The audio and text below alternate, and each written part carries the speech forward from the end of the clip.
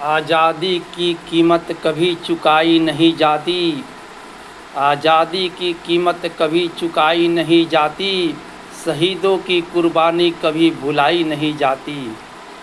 आज़ादी की कीमत कभी चुकाई नहीं जाती। शहीदों की कुर्बानी कभी भुलाई नहीं जाती। जो शहीद हुए इस तिरंगे के लिए उनका मान रखिए। जो शहीद हुए इस तिरंगे के लिए उनका मान रखिए, क्योंकि तिरंगे की गरिमा कभी मिटाई नहीं जाती। हम आज़ादी की कभी शाम नहीं होने देंगे। हम आज़ादी की कभी शाम नहीं होने देंगे। शहीदों की कुर्बानी कभी बदनाम नहीं होने देंगे। हम आज़ादी की कभी शाम नहीं होने देंगे। हम शहीदों की कुर्बानी कभी बदनाम नहीं होने देंगे। जब तक एक बूंद भी लहू की रहे मेरे सीने में, हम भारत माँ की आंचल नीलाम नहीं होने देंगे। हम भारत माँ की आंचल नीलाम नहीं होने देंगे। हम देश प्रेमियों के दिलों की बात करते हैं। हम देश प्रेमियों के दिलों की बात करते हैं। हम अपने हौसलों और इरादों के साथ करते हैं। हम देश प्रेमियों के दिलों की बात करते हैं। हम अपने हौसलों और इरादों के साथ करते हैं। मत समझना कि मुझे केवल बोलने आता है। मत समझना कि मुझे केवल बोलने आता है, बल्कि मोहब्बत हम अपने वतन से दिन रात करते हैं। देश के दुश्मनों कान खोल करके सुन लो। देश के दुश्मनों कान खोल करके सुन लो। हम वो नहीं जो केवल नारों से गगन गुंजाते हैं। हम वो नहीं जो केवल नारों से गगन गुंजाते हैं।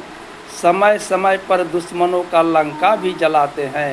लंका भी जलाते हैं।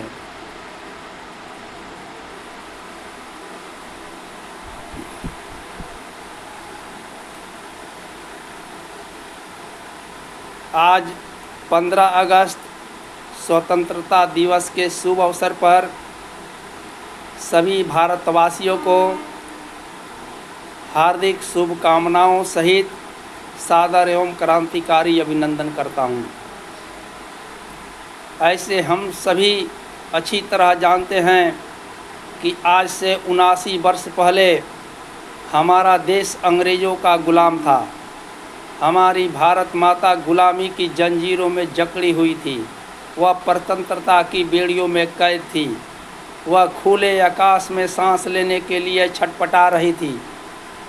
जब हमारे देश के वीर सपूतों से हमारी भारत माता का दुख नहीं देखा गया, उनका कष्ट नहीं सहा गया, तो वे अपनी भारत माता को स्वतंत्र कराने के लिए अंग्रेज़ों के विरुद्ध क्रांति की बिगुल फूंक दी।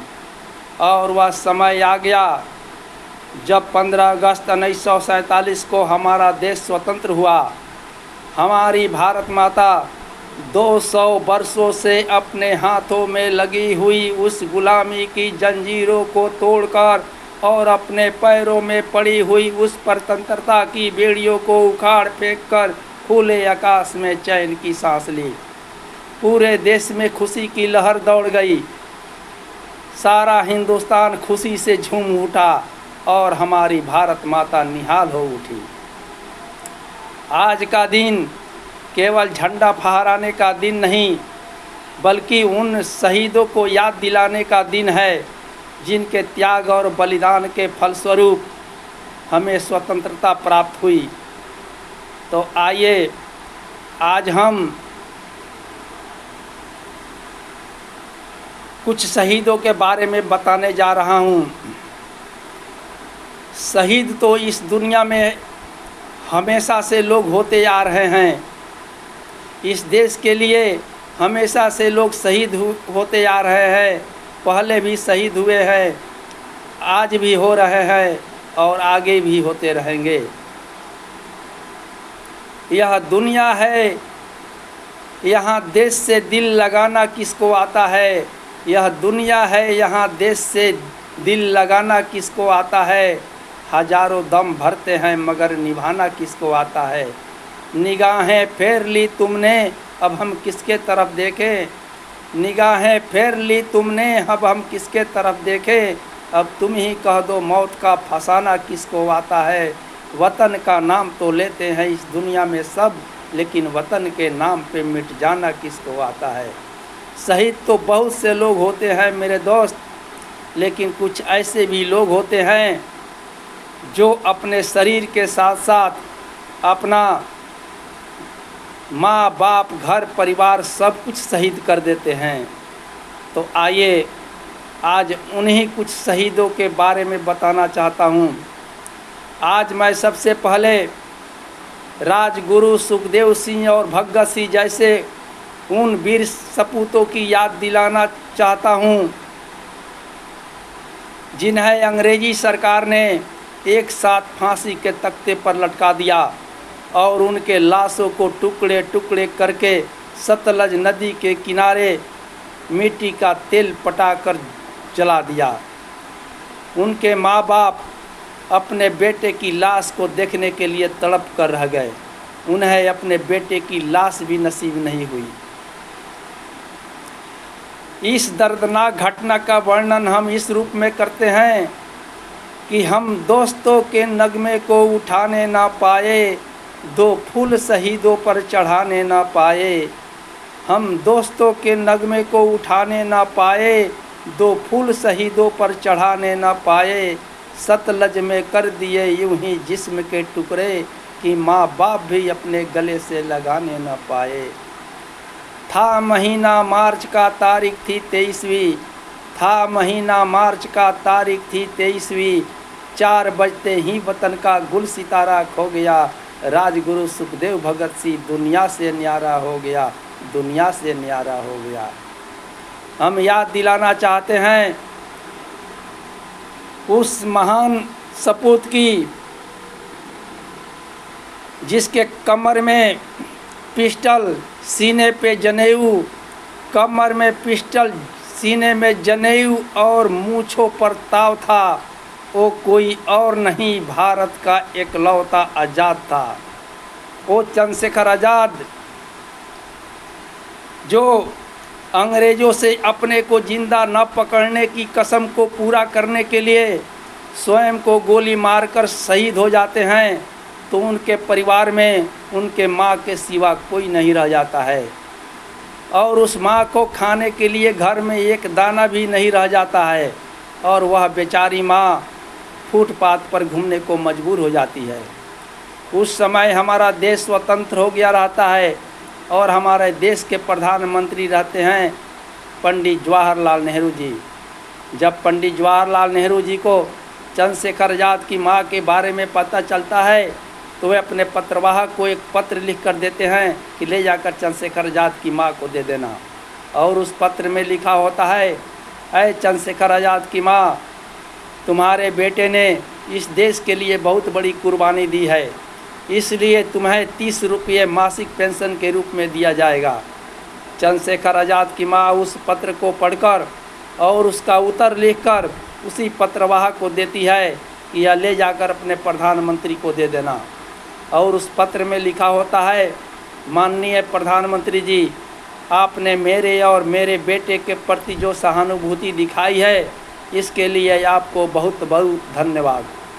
लेकिन आपने मेरे बेटे की कुर्बानी की कीमत लगाकर सबसे बड़ी भूल कर दी है, क्योंकि चंद्रशेखर आज़ाद की माँ उस बेटे की माँ है, चंद्रशेखर आज़ाद की माँ उस सपूत की माँ है जो आपके 30 रुपये तो क्या 30 करोड़ रुपए के लिए भी अपने बेटे की कुर्बानी को नहीं बेच सकती है, नहीं बेच सकती है।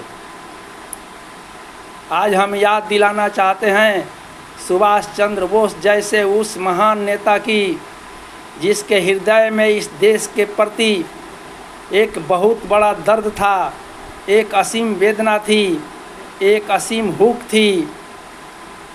वे अपने देश को स्वतंत्र कराने के लिए विश्व के कोने कोने का खाक छानते रहे। जब वे कभी बीमार पड़ जाते तो उनके साथी उनसे वैद्य और दवा लाने की बात करते तो सुभाष चंद्र जी कहते कि अय मेरे भाई, तुम मेरे इस दर्द को नहीं समझ पाओगे, यह बीमारी किसी वैद्य और किसी दवा से ठीक होने वाली नहीं है। एक प्रेम रोगी, जिसको उर्दू में मरीज़े इश्क कहा जाता है, वह एक बार बीमार पड़ा। उसको देखने के लिए बहुत से डॉक्टर आए। सबों ने उस मरीज़े इश्क की नब्ज पर हाथ रख कर देखी, लेकिन किसी को कुछ समझ में नहीं आया और सभी डॉक्टर एक करके चले गए। और इस तरह से उस मरीज़े इश्क की स्थिति दिन प्रतिदिन बिगड़ती चली गई। अंत में एक बहुत बड़े मशहूर डॉक्टर साहब आए और आकर उस मरीज़े इश्क के पास बैठे। और इस बार उस डॉक्टर ने ज्यों ही मरीज़े इश्क की नब्ज पर हाथ रखी, तो ही एक शायर ने डॉक्टर साहब को फटकारा कि मरीज़े इश्क मरता है तमीज़े गौर से देखो, मरीज़े इश्क मरता है तमीज़े गौर से देखो। यानी उस शायर का कहना था कि आए डॉक्टर, मेरे नब्ज पर हाथ रख कर क्या देखते हो, मेरे जिगर पर हाथ रख कर तो देखो। यही हालत थी सुभाष चंद्र बोस की। वे कहते हैं कि यह बीमारी किसी वैद्य और दवा से ठीक होने वाली नहीं है। यह बीमारी तो तब ठीक होगी जब यहाँ से अंग्रेज अपना बोरिया बिस्तर बांध कर भागेंगे और हमारा देश स्वतंत्र होगा। हमने उनके दर्द का वर्णन इस रूप में किया है कि एक हुक सी दिल में उठती थी, एक दर्द सा दिल में होता था।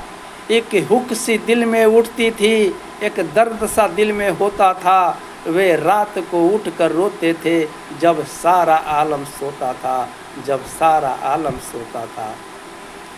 अब मैं याद दिलाना चाहता हूँ करतार सिंह जैसे उस महान योद्धा की, जिसको अंग्रेज़ों ने बंदी बनाकर हिसार के जेल में बंद कर दिया और उसे फांसी की तारीख भी निश्चित कर दी गई। उस जेल का जो जेलर था वह करतार सिंह के व्यक्तित्व से प्रभावित होकर करतार सिंह से कहता है, अरे करतार सिंह, अगर तुम चाहो तो मैं तुम्हें फांसी से बचाकर तुम्हें उम्र कैद की सज़ा दिला सकता हूँ। करतार सिंह कहते हैं कि नहीं जेलर, मुझे उम्र कैद नहीं, मुझे फांसी चाहिए।